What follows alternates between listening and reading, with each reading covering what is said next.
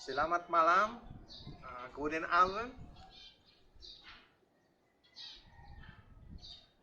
mayang gabi, good evening, saan man kayo pong dako sa mundong ito, ay ako'y bumabati po ng magandang gabi. Good evening everyone. Ako po ay nalulugod na muli tayo magkatagpo sa gabing ito sa atin pong panalanginan. So bago po doon ay dadako po tayo sa pag-aaral ng mga salita ng Panginoon. Let us open our Bible to Psalm chapter 28 verses 1 and 2. And as I read po, please follow it in your Bibles or nasa inyong application sa inyong cellphone. Ganito po nasusulat, Psalm 28 verse 1 and 2. To you, Lord, I call, you are my rock. Do not turn a deaf ear to me. For if you remain silent, I will be like those who go down to the pit. Verse 2, hear my cry for mercy as I call to you for help, as I lift my hands toward your most holy place. The Lord be blessed upon the reading of the scripture. Tayo po manalangin. Lord, we believe your word is truth and your word is spirit. Your word, it gives life. Speak to us, Lord, with our spiritual ears of understanding, and that your will ay siya makapangyari po sa aming pong buhay. I ask this in prayer in Jesus' name. Amen. So, ang ating pong pamagat sa the title of our devotion tonight, I titled it, To You, Lord, I Call. You are my rock. So, ulitin ko po, To you, Lord, I call. You are my rock. Alam niyo po, brothers and sisters, who are comforted by the word of God when He said, the Lord is my shepherd, I shall not want. And how about, O Lord, my rock? Yung salita pong rock o bato, ano ba yung muog, is used 24 times in the book of Psalms. And it is with reference to God. So dito po sa ating talatang ginagamit, no, sa Psalm 28 verse 1, meron pong sinasabi, To you, Lord, I call, you are my rock. Do not turn a deaf ear to me, for if you remain silent, I will be like those who have gone down to the pit. So we can appreciate the use of rock better when we understand its Old Testament background. Yung word po na rock, it is equated with the ideas of strength. Pag may bato, di ba? Kaya nga yung mga nagtatayo ng mga building na malalaki, di ba?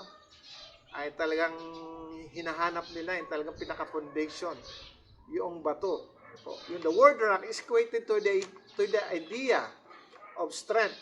So rock is used to build walls, yung mga pader, no? Fortresses or towers in biblical times.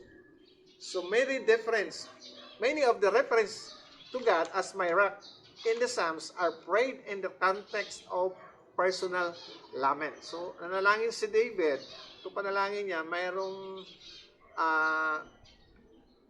yung kanyang panalangin na mayroong kasamang pag-iyak, panaghoy. That means the prayers are being offered in times of personal suffering and struggle. Brothers and sisters, if this time you have now meron kayong struggle, meron kayong kabigatan, meron kayong tinitiis, no po. This prayer is also belongs to you. Somehow, the very act of crying out to God is an act of trust. So, pag talagang umiyak tayo sa Diyos, di ba, nagtitiwala tayo. And calling God my rock. It is a deep affirmation that God, to who we are, out is dependable and responsive. So, yung Diyos natin tinatawagan, siya po ay talagang maasahan at tumutugon sa tuwing nating nanalangin. And the rock symbolism continues in the New Testament with reference to Christ. Alam po, He is the foundation. He is the chief cornerstone. Sabi po sa Efeso 2 verse 20. So, babasahin ko po saglit na po. Sabi po doon, tulad ng isang gusali, tayo itinayo sa pundasyong inilagay ng mga apostol at mga propeta na ang batong panulukan ay si Kristo Jesus. So, the church was built through Christ as the foundation. No? Siya po yung panulukan. No po. And the spiritual rock for those who obey Him. So, yung mga nananalig sa Panginoong Jesus, sila yung buog na sandigan. Sabi po sa 1 Corinthians chapter 10, verse 4. Itong panalangin po sa Psalm 28 goes to plead with God not to be silent. I think this could be a reference to the gods of other nations. Yung gods po, yung small letter G, yung mga Diyos-Diyusan. Yung panahon, di ba, Israel napapaligiran ng mga ibang bansa. At meron silang sinasamba ng mga Diyos-Diyusan. Yung mga Diyos na yon, hindi sila nakakarinig, hindi sila nakakakita, hindi sila nagsasalita. They are deaf and silent. Hindi sila mga bingi sila mga pipi. They are unresponsive. They are uncaring. God, represented only by the carved idols they use in worship. Yung mga bagay na inanyuhan, di ba? Ukit sila ng mga pato, o tanso, o ginto. Nung nakita nilang maganda na, saka naliluro at sinamba, katulad ni Baal, tulad ni Astaroth, yung mga Diyos na mga pagan nations. So si David, sinabi niya sa Diyos, huwag po kayong tulad sa mga yon. Be who you are, sapagkat kilala niya ang Diyos. Magpatuloy po kayo bilang Diyos na naghahayag sa inyong sarili po, sa akin, sabi ni King David. So nakita mo kung ano yung ginawa ng mga evil people are doing? Please Lord, please intervene. And then several verses later, he sings with confidence. So dito sa 6 hanggang 9, sinasabi ni King David, praise be to the Lord, for He has heard my cry for mercy. The Lord is my strength and my shield. My heart trusts in Him, and He helps me. My heart leaps for joy, and with my song I praise Him. The Lord is my strength. The Lord is the strength of His people, a fortress of salvation. For this anointed one, save your people and bless your inheritance. Be their shepherd and carry them forever. Wow, ang ganda po ng pagpupuri ni King David at pagsamba po sa Diyos po. Sa kasalukuyan po, I've heard the news last night doon po sa 24 oras sa balita po patungkol po sa weather report.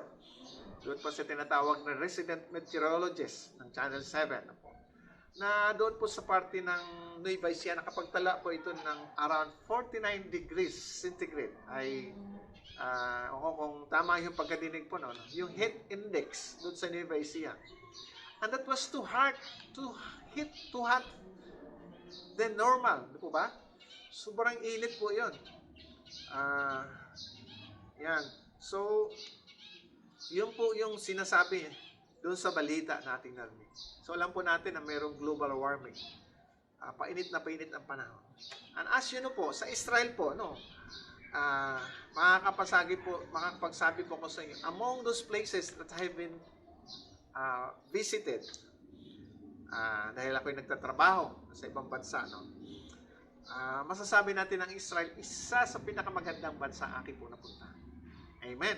Siyempre, pinili po sila ng Diyos, talagang itinalaga yung Diyos na yan para sa kanyang mga anak. At aking pong nalaman ng Israel, mayroong mga extreme weather conditions. Kapag tag-init, pag summer, sobrang init. Pagka tag-ulan naman o taglamig, sobrang naman lamig. So, alam niyo po, mga Israelites, during those times, the time with King David, pagka summer, wala silang mapagtaguan sa disyerto. Kung hindi naghanap sila ng bundok na mayroon pong bato. So, alam natin sa disyerto, di ba, pag nagkaroon po ng tinatawag na sandstorm, ay talaga matatabunan ka talaga sa grabe ng yung mata. Kaya ang ginagawa nila, doon po sila nagtatago doon sa muog, doon sa batong yon. sa desert. Doon sila nagkukuble. Ano po? And they will find comfort, they will find protection from extreme heat due to exhaustion. And aside from that, alam niyo po sa disyerto, mayroon po mga bandido, no? May mga masasamang loob, mga tulisan. At yung mga Israelites, doon po sila nagtatago. They cover for protections. So, nagtatago sila doon, nakakaranas sila ng, sa lugar na doon, safe po sila sa piling ng Diyos. Di po ba sa atin ngayon, mayroon tayong kinatatakutan, yung matinding COVID-19. Di ba yung mga lahat ng tao ay, lalo na yung mga frontliners, inatasan sila magsuot po ng personal protective equipment. Isa na po doon yung mga face mask during ECQ na po, dahil yung kalaban natin hindi nakikita. Sa kanila po, no, yung rock na yon, yung muog na yun, yung batong yon, it is equivalent as a personal protective equipment. Hindi lamang doon, higit pa po doon, no. Yung mga palaso ng kaaway, yung arrows, yung mga flaming arrows, yun po ang kanilang kinatatakutan. Doon po sila nagtatago. At isa pa po, masasabi natin, no? At night, during at night, di ba sa araw, sobrang init. At sa gabi naman, yung Israel nga po, di meron silang extreme weather, sobra namang lamig sa gabi. At yung mga naglalakbay na inaabot sa gitna ng dilim, ng malamig, doon po sila pupunta. Si King David, doon po siya nagtatago po. To protect them, no? From extreme cold. As we know, yung during daytime, diba, yung bato po, nakakapag-accumulate po yun ng heat during daytime. Sa gabi po, pag sila napalapit doon po ay nagbibigay sa kanila ng init ng kanilang katawan, nag-comfort sa kanila, nagkaroon po sila ng thermoprotector. Yun po kayang description na po. Kaya sinabi niya, di ba? To you, Lord, I call, you are my rock. Those words pertains to God. Tayo po mga kapatid, no? When we find our circumstances are overwhelming, or it seems everything is falling to pieces, di ba? Sa dami nating suliranin, parang pasana natin ang buong mundo, ang buong daigdig. Kanino pa ba tayo lalapit? Dapat lumapit po tayo sa Diyos. No? We can call out to God, our rock. Ang ating Diyos, ang ating tanggulan, no po. And find that He hears and protects and helps us. So, ganun po, no?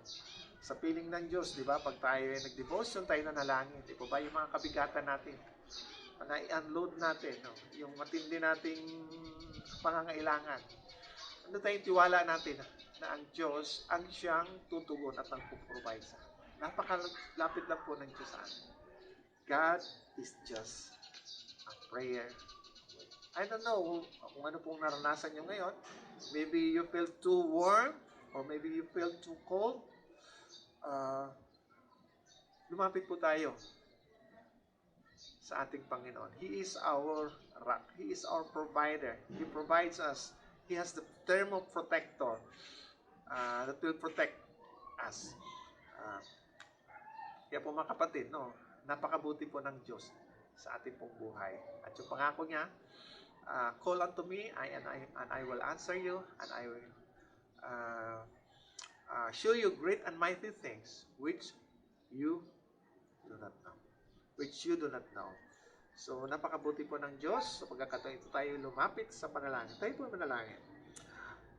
Father in heaven, our hearts are filled with gratitude, O God. We call out to you and you answer us. Be our shepherd and guide us forever. We pray this with thanksgiving. In Jesus' name, amen and amen. Purin po ang Panginoon, mga kapatid. Ngayon po ay dadako po tayo sa atin pong panalanginan at atin pong ipagpe-pray yung atin pong gawain sa Sunday. Yan, yung atin pong speaker ay si Brother Baser Den. Baser Den. Siya pong ating online speaker. Ang ating panambahan will start 9:30 po sa pakikinig ng kanyang mga salita. So bago po yun, ibalik natin muna lahat ng papuri at pasasalamat for all those answered prayers na ating pong naranasan sa piling po ng ating Panginoong Jesus. So, mga kapatid, sa patnubay at gabay naman ng Espiritu, tayo pong lahat ay manalangin.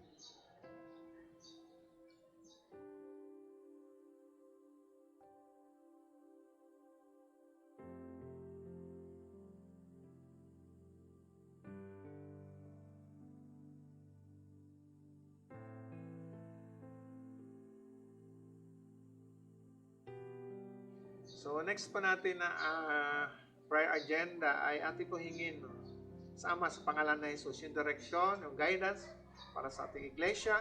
Pag-pray natin yung mga leaders, ang ministries, yung mga kaanib, yung mga kaluluwa na dadalhin ng ating Panginoon, iligtas ng ating Panginoon. Pray din po natin yung mga supporters, pagpalain, protection, provisions of spiritual, emotional, physical, and financial needs. At yung mga pag-aaral po ng ating mga estudyante na po. So medyo kakaiba ngayon yung setting ng ating schooling. Mayroon pong mayroong formal, may informal, mayroong house. Kung ano man po yung setup na yun, nawa ay maka-adapt po ang mga estudyante, mag-aaral at mga yung ating mga magulang po. Pag-pray po natin mga negosyo, trabaho, lahat ng mga pinagkakitaan ng mga kapatiran. So, mga kapatid, tayo lalapit sa Panginoon. Tayo lahat po ay manalangin.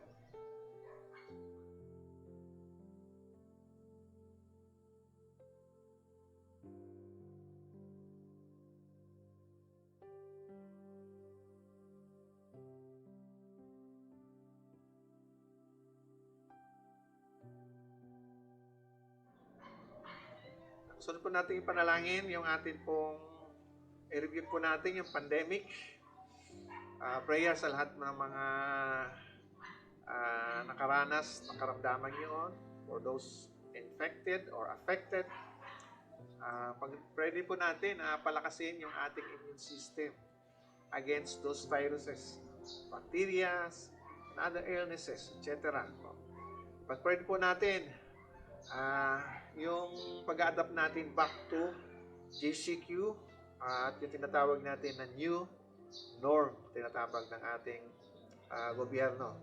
Pag-pray po natin yun. Pag-pray din po natin yung ating kaibigang bansa, ang USA, marami pong Pilipino doon. Meron po ngayong tinatawag na civil unrest. Mayroong mga kaguluhan. Atin po ipag-pray na yung mga authority na po, mga kasundaluhan nila ay maagapan na hindi na talaga dapat pang lumala ang sitwasyon. Kasi marami po tayong mga mahal sa buhay nandun. Pag-pray po natin yung ating personal prayer request. So mga kapatid, sabi ng Panginoon sa kanyang mga salita, hindi tayo nag-utubiling lumapit sa Kanya sapagkat alam nating ibibigay Niya anumang hingin natin na ayon sa Kanyang kalooban. Yamang dinididigan Niya tayo, alam din natin ibibigay Niya ang anumang hingin natin sa Kanya. 1 John chapter 5 verses 14 to. So mga kapatid, tayong lahat ay manalangin.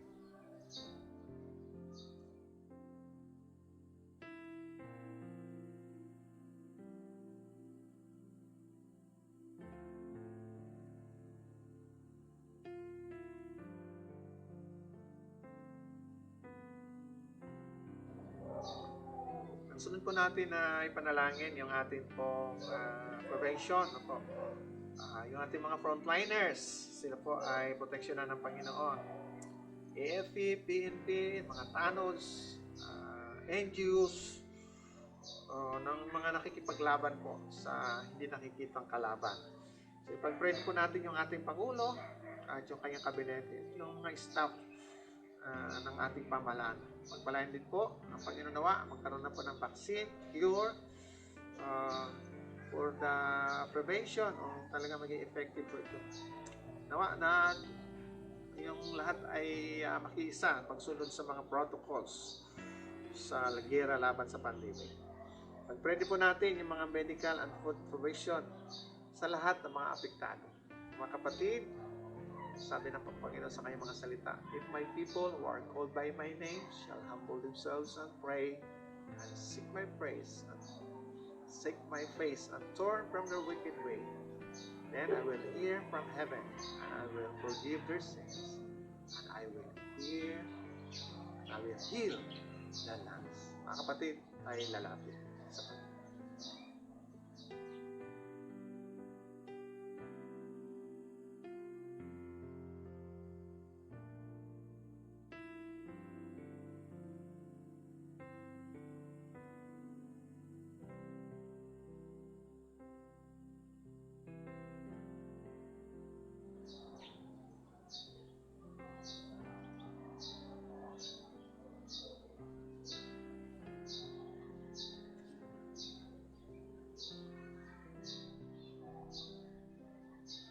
Susunod po na bahagi ng ating panalangin ay papanalangin po natin yung may mga karamdaman.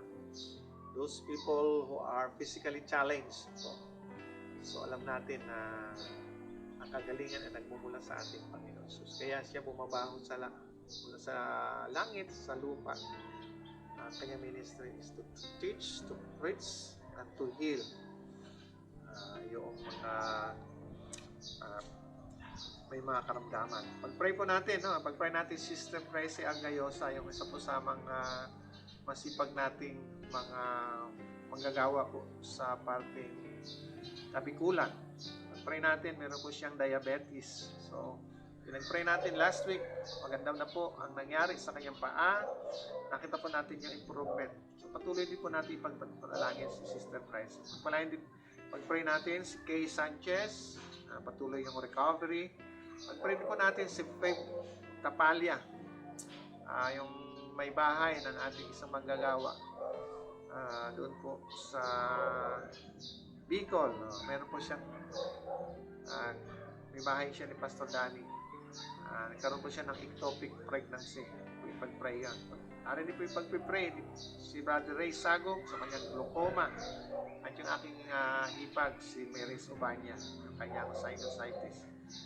Atin din pag-pray si Gretchen Filipina, yung aking pong pamangkin sa kanyang pong pagbubuntis, kanyang malapit na panganganak.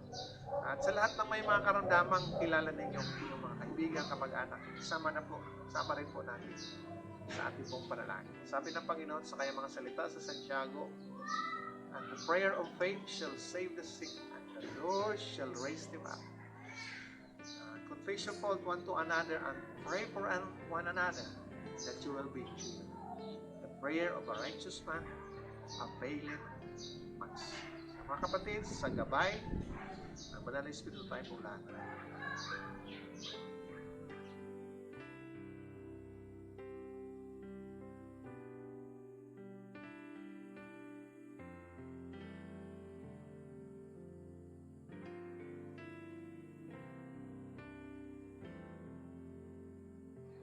Sa huling bahagi po ng ating prayer bulletin, pag-pray po natin yung mga kapatiran natin sa ibang bansa.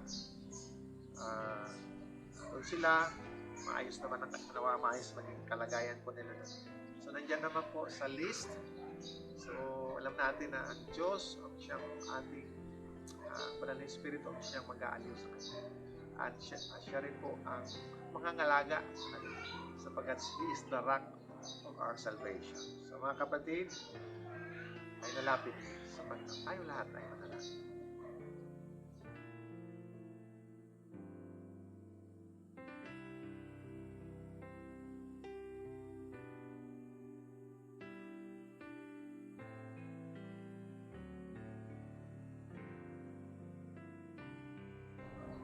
Lord, thank you po sa pribileyo kami makalapit tayo. Thank you, Lord, dahil sa tuwing kami may nanalangin, alam namin, meron kang kasagutan. At ito ay paranasin po sa amin. Naniniwala kami, Ikaw ang Diyos na aming tagulan, Ikaw ang Diyos na patuloy kang gumagawa sa amin.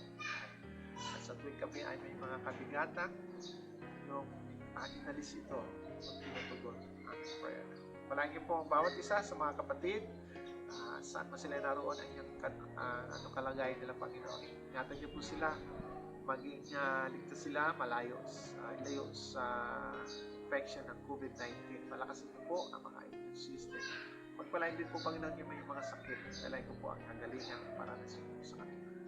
Pagpalain niyo po ang lahat nagtitiwala sa amin po, Panginoon Jesus. Ang pag-ibig ng Diyos Ama, ang pagliligtas ng ating Panginoon Kristo, ang pag-ibigisa ng Banal na Espiritu ay sa atin lagi, ngayon at magpakailan pa man. Amen. Purihin ang Panginoon.